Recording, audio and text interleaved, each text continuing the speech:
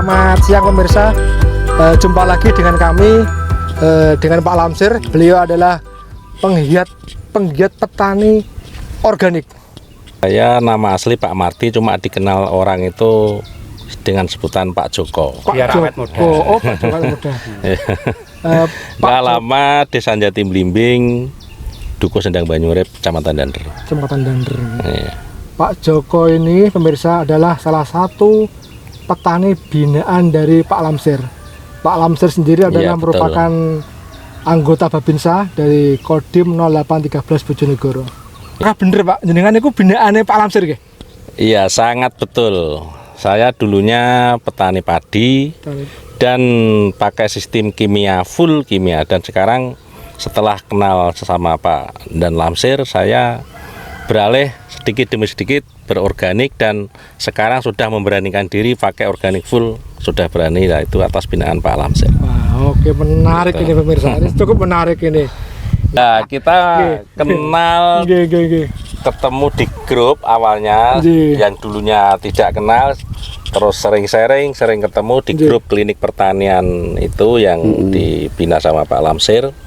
Ya, kita memberanikan diri menanam holti setelah kenal sama Pak Lamsir itu, alhamdulillah ya sudah saya alami sukses terus. Gitu. Ya sangat menghasilkan. Oh gitu Pak. Ya yang lahan yang ini ya.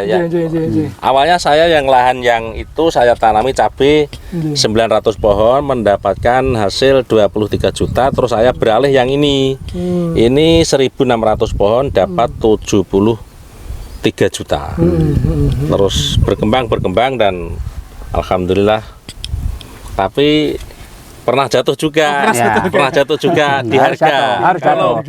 Kalau budidayanya bagus, harganya jatuh. Ya. Gitu. Pak, sebelum kenal Pak Lamsir, pengalamannya sampean lu? Kalau saya petani memang sudah dari dulu petani, cuman full kimia, belum mengenal organik. Gitu. Sekarang sudah bisa bikin sendiri, sudah kalau ya nempel tapi pakai organik. Itu sudah memberanikan diri full organik. Sekarang tandur apa nih Pak? Sekarang ini cabai, tanaman cabai ya. Sebelumnya tak padi terus. Apa Pak yang mempengaruhi sampean pindah ke tanaman horti ini Pak? Ya awalnya itu ketemu Pak Lamsir itu ya, mosok nandur kok pari terus kan gitu.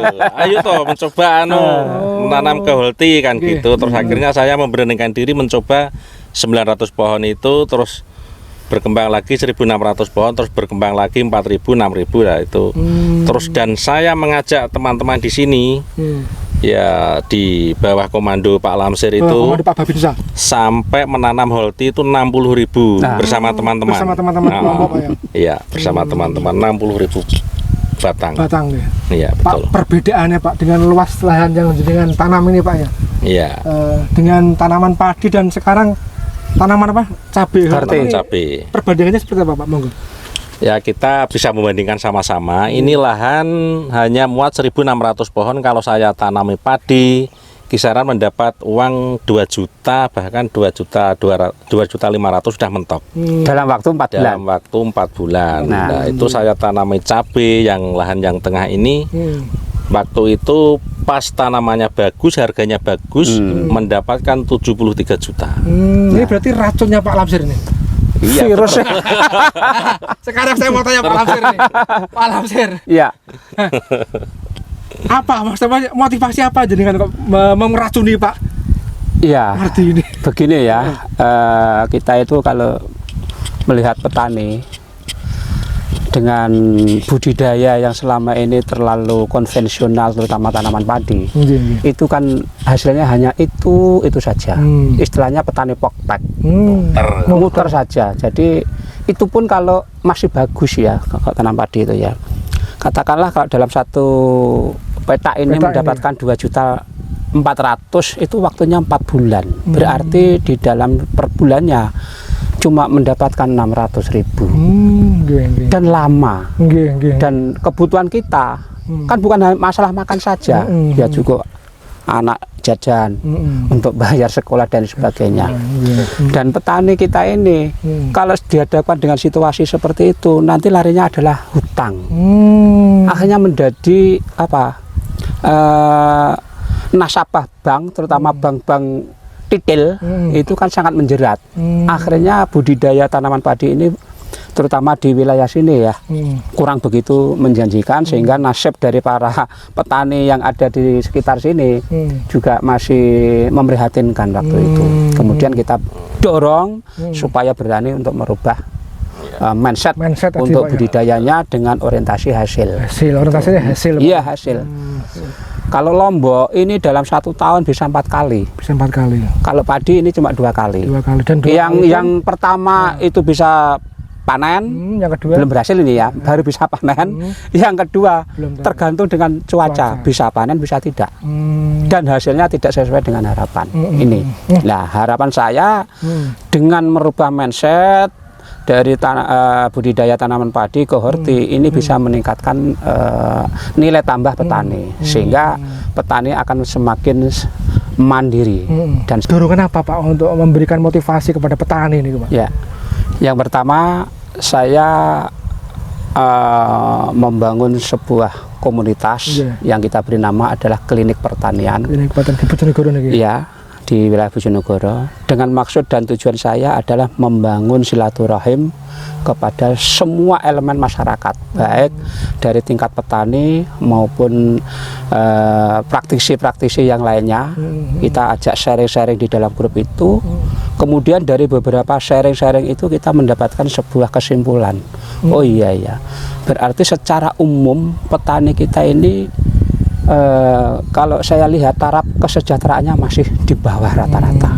Nah, makanya saya harus berpikir bagaimana petani ini bisa mendapatkan hasil yang tentunya itu bisa mensejahterakan ya keluarganya, ya termasuk semua yang ada di sekitar tempat mereka bertempat ya. Sehingga kita dorong, yang pertama Pak Mardi ini kita dorong ke tanaman horti, terutama Lombok.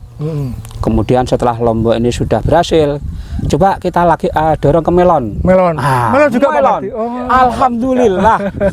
Beliau ini keberaniannya inilah yang saya manfaatkan. Keberaniannya untuk merubah tentunya dengan orientasi hasil. Orientasinya hasil. Betul. Alhamdulillah melon barusan 2 minggu yang lalu panen. Pak Mardi ini mendapatkan kurang lebih 40 juta. 48 juta. Loh, 48 juta kan? Loh. Alhamdulillah Pak Mardi. Dari luas lahan kalau ditanami padi cuma mendapat 2.500.000. Coba dibayangkan itu. Ini kan harus menjadi pas momennya juga pas harganya bagus, pas bulan puasa. Tanamannya alhamdulillah bagus juga. Jadi intinya begini Pak Giono, petani itu harus cerdik dan cermat. Ya. Tentunya, Pak? Ya, tentunya harus bisa mengincar situasi dan kondisi pasar. Ya, misalnya kalau melon melon itu yang paling besar pasarnya kan di wilayah Klotok Tuban. Nah, kita harus melihat di sana dulu, sana sudah tanam atau belum. Kalau sana belum tanam, kita harus tanam duluan supaya dapat hasil yang harus membaca situasi. Jangan sampai bersamaan dengan sana. Kalau itu mungkin ilmu perang Pak. Nah, kalau itu saya akui juga kan. Oh, kono urung tandur ki. Awak mah tandur sih. Aja bareng kono lah Pak. Pak Lamsir kan mengarahkan gitu ya. Akhirnya kita memberanikan diri menerobos duluan. Pas sekarang itu harganya turun. Sana udah raya.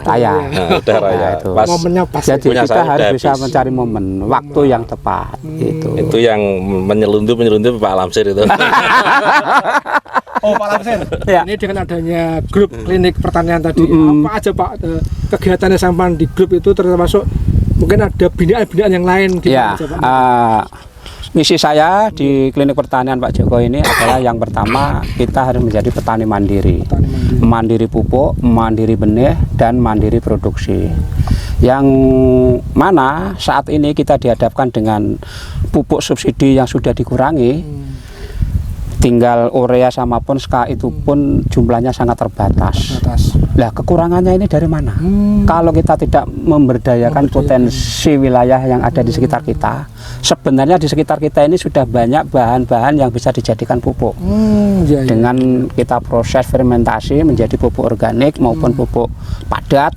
Nah, semuanya itu sebenarnya bisa kita berdayakan. Dan alhamdulillah banyak petani yang tergabung di dalam grup klinik semuanya rata-rata sudah pinter. Pinter Pak. Ya. Dan kalau boleh tahu Pak, di mana aja Pak? Ya. Binaan petaninya ini. Petani saya ini ya, ada yang di Tuban Merak-Urak, namanya Bang Dul. Ini sudah menjadi mentor di daerah Merak-Urak. Alhamdulillah. Kemudian di Tambak Rejo, di Pak Kajitik, itu juga sudah menjadi mentor pupuk organik. Luar biasa. Di Mbaba juga ada Mas Hari, itu juga sudah merubah pola pikirnya untuk mindsetnya gitu. ya. Di Sekar juga ada, di Mbalen, di Ngasem, di Malo. Ini semuanya petani-petani pemberani. Kenapa saya katakan pemberani? Karena dia berani merubah mindsetnya itu tadi. Dan dia mau mengikuti apa yang menjadi arahan saya, sehingga alhamdulillah dari beberapa petani yang mengikuti saya ini rata-rata sukses. Sukses alhamdulillah. Bahkan bisa menjadi virus-virus di sana dia nanti. Betul. Akan mempengaruhi yang di sana. Karena kadang-kadang merubah mindset seseorang itu yang sangat sulit. Begini Pak, kalau kita mau mensosialisasikan pupuk organik, kita pasti akan dihadapkan kata-kata yang sangat-sangat menyakitkan bagi kita ya. Misalnya begini, oh ngaku ki petani sadurunge pacul lahir kok wis mbok warai. Loh, petani konvensional rata-rata seperti itu. Ini adalah tantangan. Tantangan. Kita ya nggak apa-apa. Pokoknya yang mau ikut ayo, yang nggak mau ikut ya sudah. Gitu. Oke Pak Lamsir, luar biasa. Pencerahan biasa di luar. Siang hari ini ya. Pak Lamsir, ini ada satu lagi yang mau saya tanyakan ini. Di belakang kita ini ada apa tanaman kedelai Pak ya? Kedelai. Cukup luas sekali Pak ya. Ada tanaman ini Pak, apa kedelai ini Pak, monggo Pak? Begini, tanaman kedelai ini sebenarnya untuk merolling ya. Untuk merolling jenis tanaman. Tujuannya apa? Untuk memutus mata rantai hama dan penyakit. Karena apa? Kalau kita tanami lombok terus, itu nanti yang namanya patogen akan selalu mengikuti terus. Makanya kita putus, inangnya kita putus. Nah, sehingga patogennya juga terputus. Nah, setelah itu lingkungannya harus kita kembalikan supaya lebih subur lagi. Makanya kita tanam tanaman kedelai. Kenapa harus kedelai? Nah, ini kan perlu. Nah, kedelai ini kan banyak kandungan klorofilnya. Yang pertama itu. Yang kedua banyak kandungan bakteri rhizobium yang berada di perakaran ini. Dan ini semua bisa mengembalikan tingkat kesuburan tanah. Berarti tidak asal tanam ini berarti. Tidak asal. Di satu sisi kita menghasilkan palawija. Yang kedua kita juga menghasilkan tanah yang subur. Monggo Pak, monggo nggih. Nggih, monggo. Niki Pak Lamsir nggih. Tepang lemboten bukan Pak Lamsir. Ini Pak Brimo ya? Wah. Kene Pak. Ayo Pak. Tepang Pak kabari alhamdulillah. Ini juga anak buah saya ini, Pak Brimo ini. Ya. Sudah. Itu ada di survei tempat saya sana. Mana? Melon. Kita nama Pak. Melon ya? Oh iya, apa itu? Saya melon 1 hektar. Belum panen Pak ya? Oh, baru mau. Nanti kalau panen kita adakan panen raya dari Kodim. Bagaimana? Bantu tuh Dan. Kowe bonta bantu tak. Nanti tak iwangi, bantu panen. Ini baru pemula. Sekarang. Oh, sekarang ini kan belum pernah panen, saya baru yang ini ikuti Pak Joko ini saya. Kena virus. Kena virusnya Pak Joko. Pak anu nggih. Oh, menyebar kok. Asmane sinten? Junaidi. Pak Junaidi. Biasa dipanggil Pak Brewo. Berarti ini kena virusnya Pak Lamsir juga ya? Ya, mulanya ya ini yang ngajari saya. Siapa kok yang ini? Jadi pembimbing saya ini Pak Lamsir. Alhamdulillah Pak, mudah-mudahan tanam hasil melon ini melimpah Pak nggih. Berkat bimbingan dari Pak Babinsa, Pak Lamsir nggih Pak nggih. Iya. Oke. Monggo nek badhe melanjutkan perjalanan apa? Perjalanan ini kambingnya sudah. Oke, siap. Oke Pak Brewo, semangat Pak Brewo. Oke. Selamat siang. Nggih. Assalamualaikum. Terima kasih matur suwun Pak nggih. Tadi tidak Pak ya, tidak asal menanam. Jadi komoditinya harus kita lihat efek manfaatnya. Jadi dari segi manfaat lingkungan dia juga sangat bermanfaat untuk lingkungan. Untuk manfaat yang menanam dia juga sangat bermanfaat untuk menambahkan income tentunya itu. Biayanya sangat hemat. Ya, ini kenapa hemat tadi Pak? Ya ini ndak ada perlakuan olah lahan, ndak mupuk, ndak sama sekali ini. ndak Asal sama sekali ya? ditebar sama kayak orang mupuk gitu aja. Ya karena Tanpa sisa-sisa pemupukan horti ini kan juga masih banyak yang tertinggal di sini. Makanya itu juga menjadi nutrisi kedelai. Hanya menyemprot pakai organik itu aja. Rahasia deh. Kalau maksudnya pupuk kimia itu ya, pupuk organik ini. Organik ya. Tapi kebanyakan saya ngeramu sendiri. Oh, ngeramu sendiri. Ya. Terus Yang ngajari. Iya Pak Lamsir yang dulunya saya ndak ngerti. Sekarang dulunya juga nggak percaya. Nggak niat. Dulunya nggak percaya. Sebab saya berpikir alah cek senior aku. Saya kan gitu berpikirnya.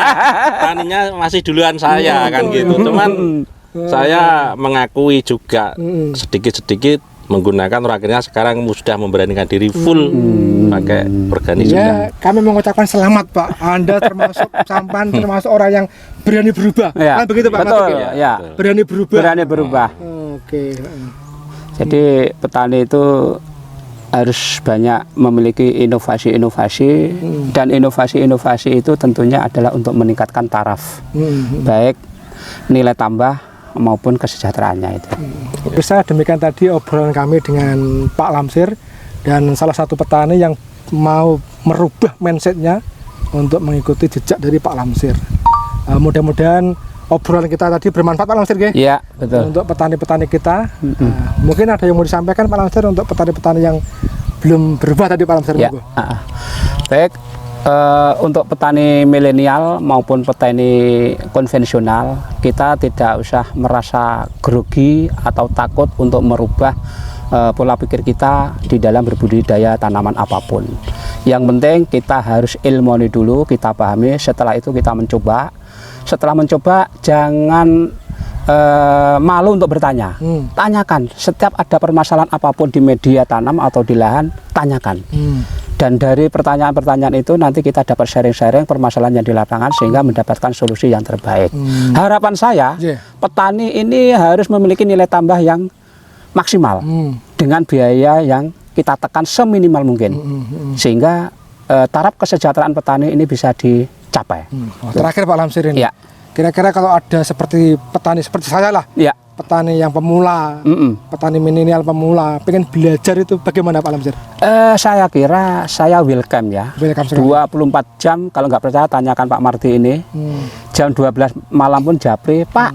Besok kita mau pupuk ini apa ya perlu kita siapkan nutrisinya. Kita siap. Untuk kita pendampingan. terbuka untuk siapapun, mulai dari kalangan milenial maupun konvensional. Yang penting semua yang kita budidayakan mendapatkan hasil. Alhamdulillah. Oke, demikian matur suwun Pak Lamsir waktunya. Terima kasih. Dan Pak Joko. Demikian pemirsa yang dapat kami sampaikan. Terima kasih. Tetap semangat.